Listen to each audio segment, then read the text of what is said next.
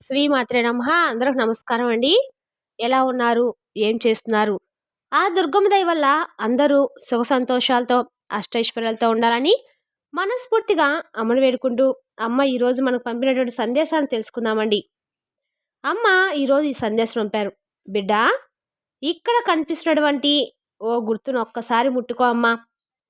నీ మనసులో మొదలయ్యేటువంటి ప్రశ్నకు ఈరోజు సమాధానంగా ఈ దుర్గమ్మ నీకు మంచి సందేశ రూపంలో కొన్ని మాటలు వినిపించబోతుంది అంటున్నారండి. మరి ఈ సందేశం ద్వారా దుర్గమ్మ మనకి ఏం తెలియజేయబోతున్నారో తప్పకుండా తెలుసుకుందాము. మరి అంతకన్నా ముందుగా మీరెవరైనా మన ఛానల్ కొత్తగా చూసినట్టయితే లైక్ చేసి సబ్స్క్రైబ్ చేసుకోండి. మరి పక్కనే ఉంటే గంట సింబల్ యాక్టివేట్ చేసుకోవడం ద్వారా మేము పెట్టే ప్రతి వీడియో కూడా మీకు నోటిఫికేషన్ వస్తుందండి. మరి ఆలస్యం చేయకుండా దుర్గమ్మ సందేశంలో ఉన్నటువంటి ఆంతర్యం ఏమిటో తెలుసుకునే ముందుగా చాలా మందికి ఎన్నో సమస్యలు, ఇబ్బందులు ఎదురవుతూ ఉంటాయి. అంటే ఒక్కొక్క సమస్య. ప్రేమ, పెళ్లి, సంతానం, వ్యాపారం, ఇలా మీకు ఏ సమస్య ఉన్నా కానీ ఒక్కసారి మన గురుగారు సంప్రదించండి. శ్రీ వారాహి అమ్మవారి జ్యోతిషాలయం అండి. మన గురుగారి పేరు వచ్చి సుబ్రహ్మణ్యం రాజు గారు. మీరు సంప్రదించిన ఫోన్ నెంబర్ 9908224144. చాలా నమ్మకమైన గురువుగారండి. మీరు ఉన్న చోటనే ఫోన్ ద్వారా మీకు 100% శాస్త్రమైన మంచి పరిష్కారం అయితే ఖచ్చితంగా తెలుపుతారు. ఒక్కసారి నమ్మకంతో ప్రయత్నించుకోండి. ప్రతి ఒక్క సమస్యకైతే ఖచ్చితంగా మన గురుగారి దగ్గర అయితే పరిష్కారం కలదు. ఒక్కసారి నమ్మకంతో ప్రయత్నించుకోండి. ఇక ఇప్పుడు దుర్గమ్మ మనకి ఎటువంటి సందేశాన్ని పంపారంటండి.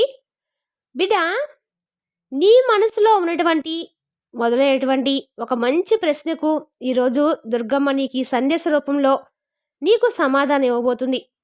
ఇక ఆలస్యం చేయకుండా దుర్గమ్మ అసలు ఏం చెప్పబోతున్నారో తెలుసుకో. ఇక్కడ కనిపిస్తున్నటువంటి ఈ ఓ గుర్తును ఒక్కసారి నీ మనసులో అనుకొని దుర్గమ్మను కూడా మనస్ఫూర్తిగా ఒకసారి గుర్తు చేసుకొని ఈ సందేశాన్ని విను. నీ మనసులో ఎన్నెన్నో ప్రశ్నలు, ఎన్నెన్నో సందేహాలు ఉన్నాయని నాకు బాగా తెలుసు. కాబట్టి ఈరోజు నీకు ఈ సందేశం ద్వారా నీ మనసులో ఉన్నటువంటి ప్రశ్నలకు సమాధానంగా ఈరోజు ఈ సందేశాన్ని ముందుకు తీసుకొచ్చాను. మరి ఇక ఆలస్యం చేయకుండా దుర్గమ్మ ఏం చెప్పబోతుందో తెలుసుకో. నిర్లక్ష్యం చేయవద్దు. ఎందుకంటే ఈ దుర్గమ్మ చెప్పే మాటల్ని నువ్వు నిర్లక్ష్యం చేస్తున్నావని, అలాగే నీకు కొన్ని రోజులుగా నీ మనసే బాగోట్లే అని నాకు అన్నీ తెలుసు. కాబట్టి నేను నీకు స్వయంగా అందిస్తున్నటువంటి సందేశంగా భావించి జాగ్రత్తగా ఈరోజు ఈ సందేశాన్ని వించుడు. అప్పుడు నీకు నీ మనసులో ఉన్నటువంటి ఆ బాధ అంతా కూడా తొలగిపోతుంది. నేను ఏ సందేశాన్ని అందించినా కానీ అది నీ భవిష్యత్తుకు పునాదిలాగా తప్పకుండా ఉపయోగపడుతుంది. అలాగే మనం నమ్ముతున్నాం కాబట్టి మనందరూ కూడా దుర్గమ్మ సందేశం ఈ విధంగా తెలియపరుస్తుంది అని చెప్పి మనస్ఫూర్తిగా నమ్మి దుర్గమ్మ మాటలని విందాం. అసలు దుర్గమ్మ అన్న దాంట్లో ఏంటి అర్థం? ఈ వెనుకున్నటువంటి ఆంతర్యం ఏమిటి? అసలు దుర్గమ్మ ఈ విధమైన సూచనలు ప్రతిరోజు కూడా మనకి ఎందుకు తెలియపరుస్తున్నారు అంటే, ముందుగా ఎవరైతే దుర్గమ్మ భక్తులండి ఎన్నో సమస్యలతో, ఇబ్బందులతో ఏం చేయాలో అర్థం కాక మనసంతా కూడా కలవరపెడుతూ ఉన్నటువంటి వేళ ఇలాంటి సందేహాలను, ఇలాంటి మంచి మాటలను మీరున్నటువంటి సిచ్యువేషన్ తగిన విధంగా మీరు విన్నప్పుడు మనసు చాలా అంటే చాలా హాయిగా అనిపిస్తుంది. అది దుర్గమ్మ మనకు ఈ సంఘటన ద్వారా, ఈ సందేశం ద్వారా మనకు వినిపిస్తుందేమో అని ప్రశాంతంగా మనసుకి అనిపిస్తుంది. ఇలా చాలా మందికి అనిపిస్తూ ఉండొచ్చండి. ఇక నువ్వు ఎదురు చూసినటువంటి నీ బంధం నిన్ను ఎంత బాధ పెట్టినా కానీ నీ కంటిలో, నీ కళ్ళల్లో ఆపుకొని దిగమింగుకుంటూ ఎక్కడికక్కడ ఓర్పుతో, సహనంతో నీ యొక్క జీవితాన్ని, నీ యొక్క బిడ్డల కోసం అని చెప్పి నువ్వు చాలా అంటే చాలా జీవితాన్ని ముందుకు నెట్టుకుంటూ వస్తున్నావు. నీ బంధం నీకు ఏమాత్రం కూడా విలువ అనేది అస్సలు ఇవ్వటం లేదు కదా! నిన్ను ఏ విషయంలో కూడా కనీసం గౌరవించడం లేదు. ఎప్పటికప్పుడు నిన్ను నిర్లక్ష్యం చేస్తూ, తాను చేసేటువంటి పనుల్ని తాను చేసుకుంటూ వెళ్తూ ఉన్నారు. ఇదే కదా నీ బాధ? అంతా కూడా నీకు మాత్రం ఎవ్వరు కూడా ఎదురుగా అంటే, నీ కుటుంబ సభ్యులు కానీ ఎవ్వరు కూడా విలువటం లేదు. అయినా ప్రతిదానికి నువ్వు సర్దుకుపోతూ వస్తున్నావు. నా కుటుంబం అనుకోని అన్నీ కూడా నీకు నువ్వే నచ్చచెప్పుకుంటున్నావు. నీ బిడ్డల కోసమే ఎప్పుడైనా కానీ, నీ బిడ్డల కోసం తప్ప నీ జీవితాన్ని ఎప్పుడు కూడా సంతోషంగా ఉండాలనుకోలేదు. ఇలా చాలాసార్లు అనుకున్నావు. ఈ జీవితం కేవలం ఒకరి కోసం నువ్వు జన్మించింది కాదు బిడ్డ. ఒకరి కోసం నువ్వు బాధపడాల్సిన అవసరం అస్సలు లేదు. అలాగే ఒకరి కోసం నువ్వు బ్రతకడం కాదు. ఒకరి యొక్క సంతోషం కోసం నీ యొక్క ఆనందాన్ని చంపుకోవటం నిజంగా అసలైనటువంటి జీవితం. నిజంగా చెప్తున్నాను, నిన్ను చూస్తుంటే చాలా ముచ్చటేస్తుంది. నీ ఎదుగుదల కోసం నువ్వెన్నో రకాలుగా నీ బిడ్డల కోసం జీవించడమే కాకుండా, వారి సంతోషమే నా సంతోషం అని చెప్పి నీ చిన్న చిన్న ఆనందాలను కూడా చంపేసుకున్నావు. వారి అవసరాలనేవి నువ్వు తీర్చడం కోసము ఎన్నో రకాల అవమానాలు పడ్డావు. ఒకరేదైనా అనుకుంటారేమో అని నువ్వెప్పుడు కూడా బాధపడలేదు. నీవు కేవలం వారి కోసమే బ్రతుకుతూ వచ్చావు. ఎన్నో రకాలుగా ఆలోచిస్తూ ఉన్నావు.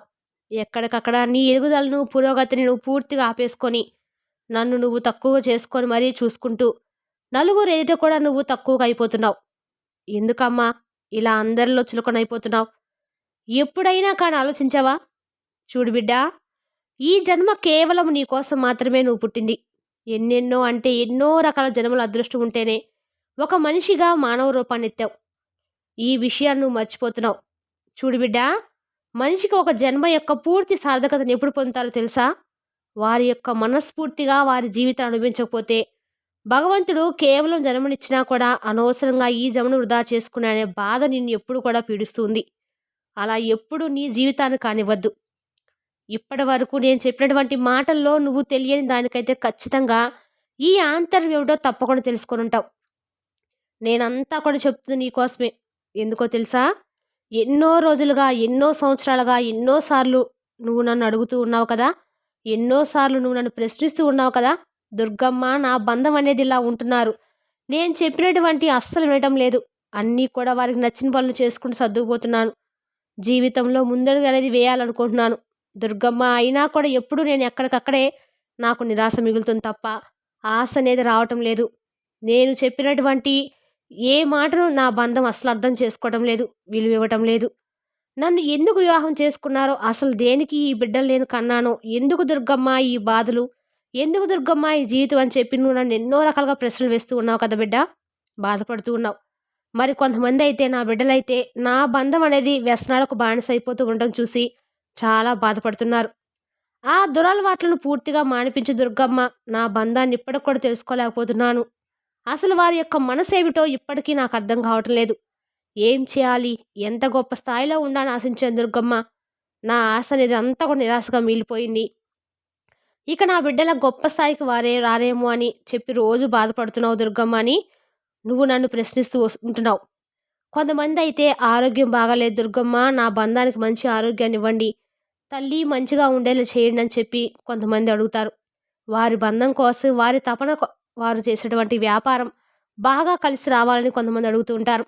ఇక కొంతమంది అయితే, మేము ఉన్న దాంట్లో తృప్తిగా ఉంటే చాలు దుర్గమ్మ, ఏ అనారోగ్యం దరిచేరనివ్వకుండా సంతోషంగా ఉన్నటువంటి చెయ్యి తల్లి అని ఒకరి కింద మేము చెయ్యి చాపేటువంటి పరిస్థితిని మాకు తీసుకురాకుండా మాకు దుర్గమ్మ అని చెప్పి మరి కొంతమంది అడుగుతారు. ఇలా రకరకాల ప్రశ్నలు నన్ను ప్రతిరోజు కూడా ఎంతోమంది నా బిడ్డలు అడుగుతూనే ఉన్నారు. మరి ఇన్ని ప్రశ్నలు అడిగిన తర్వాత ఇక్కడ మీరు తప్పకుండా కోరుకున్నది ఏమిటి అన్న విషయానికొస్తే, ముందు మీ గురించి మీరు ఎక్కడా కూడా అసలు ఏ మాత్రం కూడా ఏ కోరిక కోరటం లేదు. అసలు మీ గురించి ఆలోచించటం లేదు. అసలు ఏ కోరిక కోరుకోవటం లేదు. అసలు అడగటం కూడా లేదు. అసలు చూడు బిడ్డ, నువ్వు దేనికి పుట్టావు అని నేను ఇప్పుడు నన్ను ప్రశ్నిస్తున్నాను. ఎందుకంటే ప్రతి విషయంలో కూడా నువ్వు నా బంధం బాగుండాలి, నా బంధం బాగుండాలి, నా బిడ్డలు బాగుండాలి, నా కుటుంబం బాగుండాలి ఇలా అంటున్నావే తప్ప ఇంకొక ఆలోచన అనేది నీకు లేదు. అసలు నువ్వేంటి? నీ యొక్క ఎదుగుదల ఏమిటి? అలాగే అసలు నువ్వు ఏం పని చేస్తున్నావు? ఏం పని చేస్తే నీకు నలుగురిలో విలువ పెరుగుతుంది? ఎందుకు నువ్వు ఇలా ప్రతిరోజు కూడా నీ బంధం గురించి నా బంధమే అంటూ ఆలోచిస్తూ మనస్తాపం చెందుతూ వస్తున్నావు? చెప్పు. నా కోసం కాకుండా ఎప్పుడు ఎటువారి కోసమే ఆలోచిస్తూ ఉంటున్నావు. అలాగే నువ్వు ఇంకొకరు ఆ విషయం మర్చిపోతున్నావు. నిన్ను నువ్వు తక్కువ చేసుకుంటున్నావని ఎప్పుడైనా ఆలోచించుకున్నావా? లేదు కదా! ఎప్పుడు ఆలోచించలేదు. కానీ ప్రశ్న మీద ప్రశ్న వేస్తూ ఉన్నావు. చూడు, నీ బంధం గురించే కదా నువ్వు అడిగావు. నీ బంధం, నీ యొక్క బంధం బాగుంటే కదా నువ్వు బాగుంటావని చెప్పి నువ్వు నన్ను ప్రతిరోజు కూడా అడుగుతూనే ఉన్నావు అసలు. అది చాలా తప్పని నేను అనను కానీ, చూడు బిడ్డ, ఎవరైనా కానీ నీ యొక్క శ్రద్ధ అనేది మోట నీ మీద ఉంచుకోవాలి. ఎప్పుడైనా కానీ తల్లికైనా తన బిడ్డకు కావాల్సింది తల్లి కాబట్టి, ముందు నువ్వు సరిగా ఉంటేనే బిడ్డలు కూడా చక్కగా ఉంటారు. అందుకే నీ తల్లి స్థానం కానీ, తండ్రి స్థానంలో కానటువంటి నువ్వు ఎప్పుడు కూడా ధైర్యంగా ఉండాలి. ముందు నువ్వు బాగుండాలని చెప్పి తెలుసుకో. నువ్వు బాగుండాలి, ఆరోగ్యంగా ఉండాలి. నీ మనసులో ఎటువంటి చెడు ఆలోచన లేకుండా మనసును ప్రశాంతంగా ఉంచుకోవాలి. అలా కాకుండా ఎప్పుడు అశాంతిగా ఉంటున్నావు. నిన్నిలా ఉంచితే ఆ భగవంతుడు మాత్రం చూస్తూ ఉంటాడా? నిన్నిలా చూస్తూ ఉంటే నాకు చాలా గుండె తరుక్కుపోతుంది.